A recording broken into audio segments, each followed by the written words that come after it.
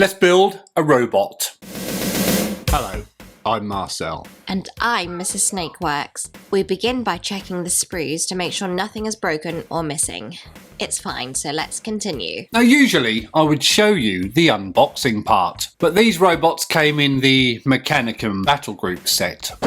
This one, I guess we could have done an unboxing video on this. Would you have watched it? Now, according to international law, one must always have a read through of the instructions to familiarise oneself with the build and see if there are any complicated steps that need studying. But again, it looks easy enough. Does anyone really read the instructions first? To remove the parts from the sprue, we use these Tamiya cutters. They are quite good, although it turns out they may need replacing soon. Apparently, cutting your toenails with them really reduces their working life. Next up, we have to remove the mould lines and sprue attachment marks. To do this, we're using our good friend Andy the knife. I find actual hobby knives too thin and fiddly. So these are the first parts we need. They look a little bit like a Megatron from the original 1980s Transformers series to me.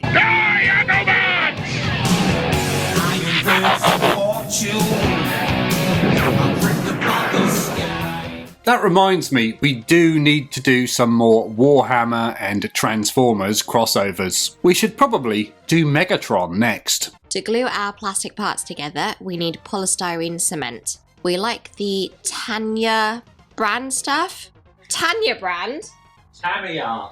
We also have three types: the normal gloopy stuff, extra thin, and thin quick setting. The extra thin set's too quick for us, so we don't use it much because we don't get much time to sort it out if we do it wrong, which Marcel probably does all the time. Gluing parts together is pretty easy. Just brush some on each part, or sometimes even one, and push them together. It's always a good idea to dry fit the parts first. Dry fit, not dry bones.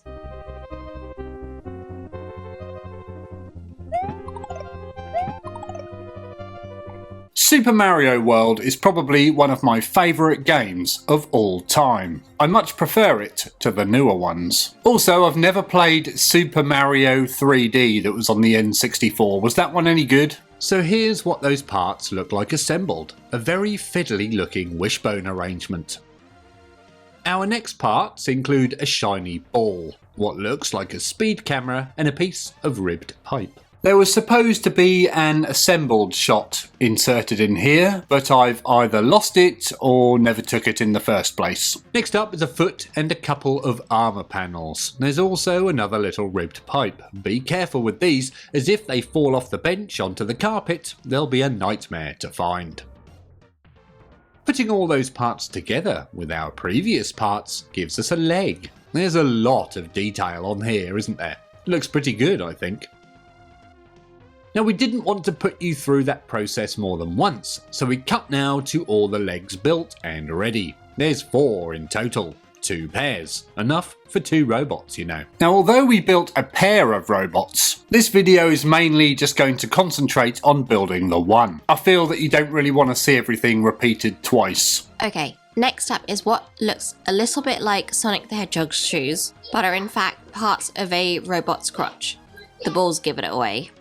Putting Sonic's shoes together gives us this, the completed robot crotch. There's a bit of a visible seam on there at the join, but don't worry, that gets covered up pretty soon. Now, sometimes with kits you can see some nasty looking seams and things, but nowadays with the newer kits these things seem to get covered up pretty well. It's usually by a later piece of the kit. As if by magic, a seam cover appears. A nice looking crotch plate. This one has the Mechanicum logo on. I think it's called the Machina Opus or something. If you know, then please let us all know.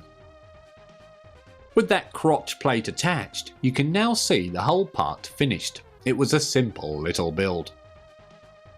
With the crotch plate finished, all the lower leg sections are also complete. We can now begin work on the upper body. These robots, although fiddly, are quite small. They seem to have a lot of little parts, but they are very simple. It's quite hard to explain, you know. These are our next parts. A curled up squid thing from the Matrix, a robot Kirby, and a bobbly fingernail. Was Kirby a good game? I don't think I ever played it. Putting all those parts together gives us this. I believe this is the head of the robot. Amusingly, if you put that head on top of the legs now, you end up with these interesting Warhammer 40,000 themed ED209s.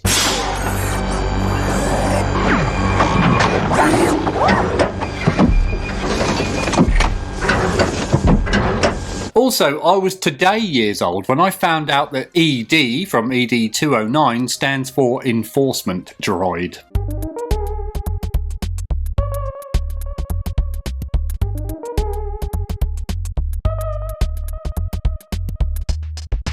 Our next parts are these little half-built TIE fighters and what appears to be skulls wearing pirate hats. Are they called Jolly Rogers?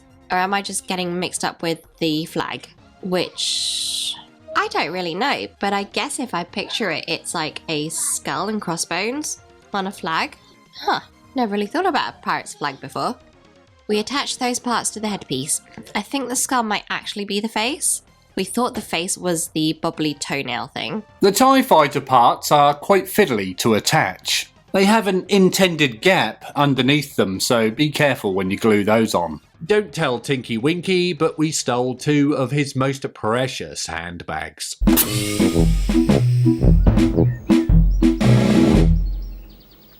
Bag!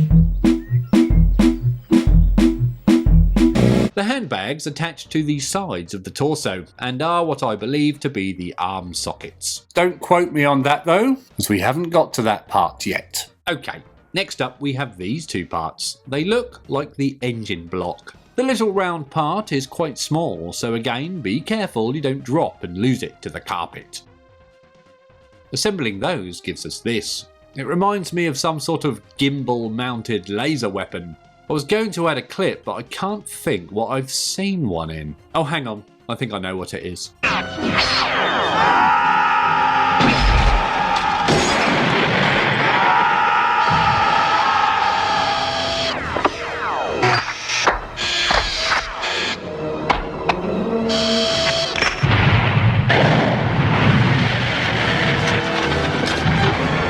It wasn't a laser, was it? It was a pair of shotgun binoculars. Also, I think those special effects still look pretty awesome today. I always thought they were CG, but it turns out they were practical with miniatures and models and things. Amazing stuff. With Michael Jackson's binoculars attached, the torso section is almost complete.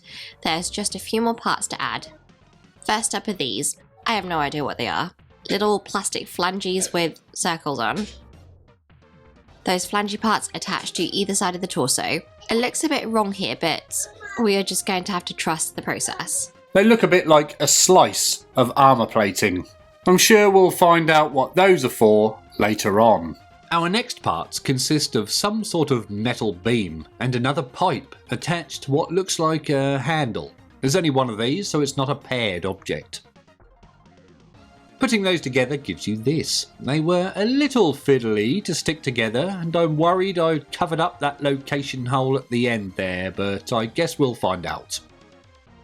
We didn't have to worry too much as the parts attached very cleanly to the rear of the torso section. This appears to be the shoulder-mounted gun mount, a bit like Predator.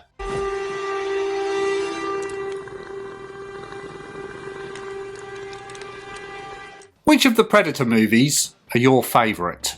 I like the first one and the second one. All the others are a bit naff. Also, I feel the second one does get more of a bad reputation than it deserves. I think it's really good. Actually, if I had to watch a Predator movie now, I reckon I'd probably want to watch the second one over the first one. I've just seen that first one so many times, you know? Next up we have this interesting part. Those little ball nozzles on there look a lot like the nozzles on Mark VI Space Marine backpacks, don't they? Do they call this a shared design language? We also have another armour panel to add and another wiring loom type piece. All are small and easily losable. Putting all those parts together gives us this. I'm not sure how to describe it. I don't actually know what this part is. Let's carry on regardless. Okay, so we now have another wiring loom piece to add. Let's get that on. Adding that part has left us with this. I still don't know what it's for. Also, if you've noticed the blue stains on my fingers, it's from adding some medication to the fish tank. I think they caught a disease from one of the shops. It stains things really easily, especially skin. But it's come off now, thankfully. The next parts are the two sides of the weapon.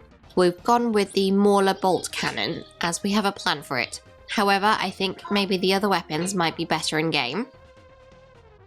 Putting those two sides together gives us the main part of the weapon, but it's still not finished.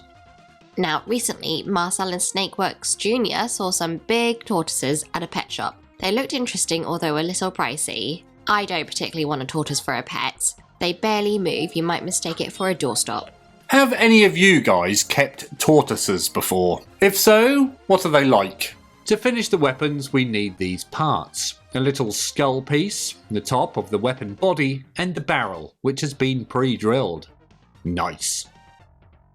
Putting all those parts on gives us this. I think these bolt cannon weapons look really cool. What is the difference between a heavy bolter and one of these Mauler bolt cannons anyway? Does anyone actually know? The next two parts are pretty simple. I reckon you can guess what this is before we put it together. Well, if you didn't know, it was actually the weapons magazine. I like it when the ammunition is on show. I think it looks good. Do any magazines in real life have visible ammunition in the side? Some more parts now for the magazine, this time two side pieces. Sticking those sides together gives us this piece. Not very exciting, is it? Just an open box. We then stick our magazine ammunition to the box, giving us this. A hefty looking ammunition container. It looks quite cool. I think it looks like the magazines from the APUs in the Matrix.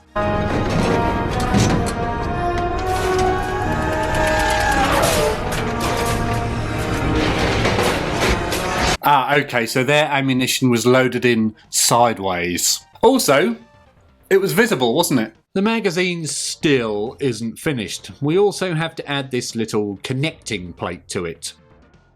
With that part attached, the magazine is now done. I hope. Here we go. Look at the detail on these. These two parts form the magazine feed. Again, like those APUs from the Matrix. What was that phrase they kept using? Knuckle up! Knuckle up! Knuckle up! Why did they say that so many times? Couldn't they think of anything else? Assembling our feed parts gives us what looks like a skeletal snake. I've always wanted to build that big dark elf snake lady. I've forgotten her name. Morgoth or something? With the ammo feed ready, we now have a lot of little sub-assembly parts. Putting all those sub-assemblies together gives us the entire top part of the head. Also, here we have to attach the lower head part. When we were building it, we had no idea what it was. Now, we do. Also, it has a little articulation, but I'm not sure why. We decided to glue it on in a sort of central neutral position, hopefully covering all bases. It might come back to bite us in the arse later, but we shall see. We can now attach the top half to the bottom, giving our robot his legs. As Craftwork would say, we are the robots. We are the robots. We are the robots. I think we'll be moving on to the arms next. We start with these interesting shape parts. They look a bit like coal scuttles or the catching things for that game that nobody plays yet, we sometimes see on TV. Well, once anyway, at the start of Miami Vice.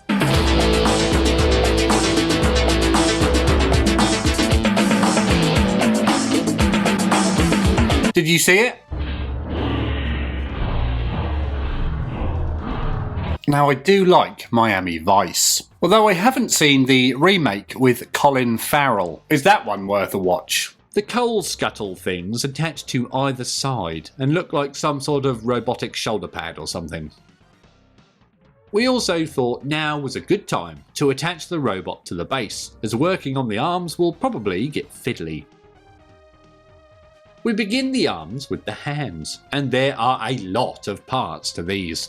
Upper and lower clamping things, and a lot of fingers. The fingers look very sharp, like meat cleavers. You wouldn't want to shake hands with one of these. Now I thought there were posing options in the hands, but they actually come in pre-posed pairs. We begin by attaching the meat cleaver fingers. You can however choose which one of these you want for each hand. Next up, the top half of the hands come in 2 parts each. Very fiddly. Again, make sure you don't drop any of these parts.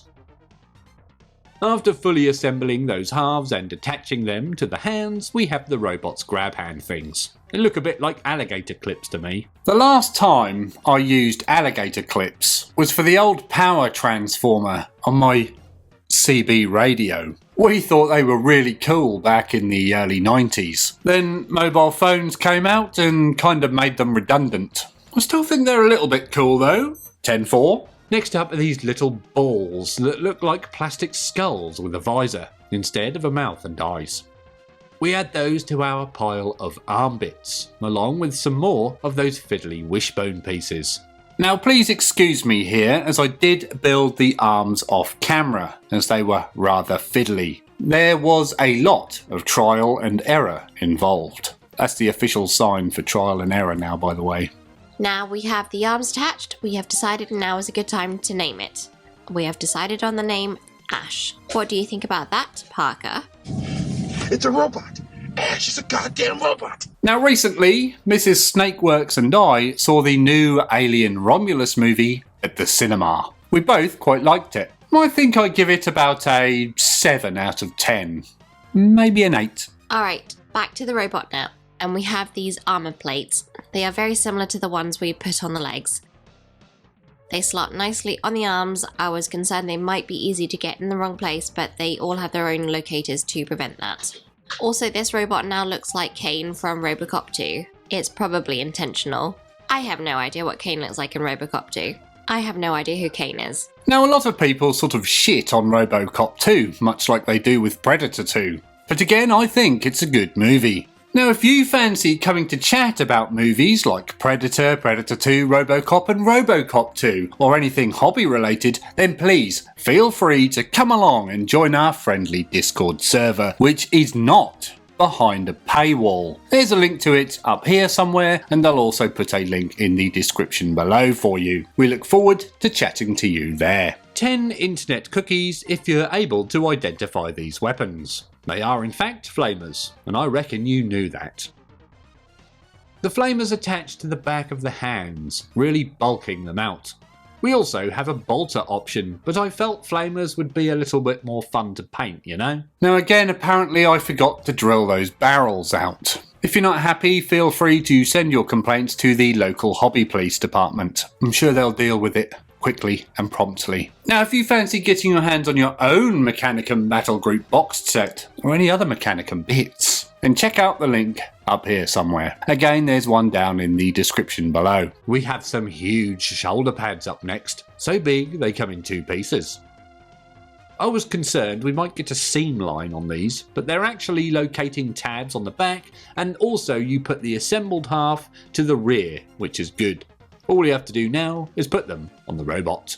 I just want to give a huge loving shout out to all our Patreons and channel members. Dan Yallett, Lee Blackley, Donald, Pine Tree, Bobzilla, Charles Marlowe, Andrew Merrington, Nick Ellingham, Briaz and Bantams, Timbo, Sven V and our newest member, STKFZ Forge World.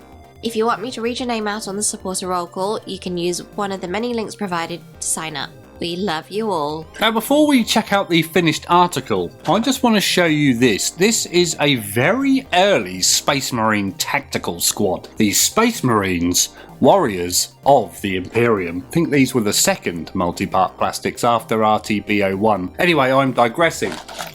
On the back, here are all those bits in there. On the back, it says Space Marines. If you're enjoying this video, then please consider liking it and subscribing to the channel. That means you, Timothy. And remember, Mrs. Snakeworks has said that when we hit 10,000 subscribers, we're allowed to order a Warhound Titan. So please smash that subscribe button and we can hit that target ASAP. If you are enjoying the content on the channel, then please consider supporting us on Patreon, the link to which is in the description below or up here somewhere. Anyway, without further ado, let's check out the finished article, shall we? So here we are, the fully finished and assembled Castellax Mechanicum Battle Automata.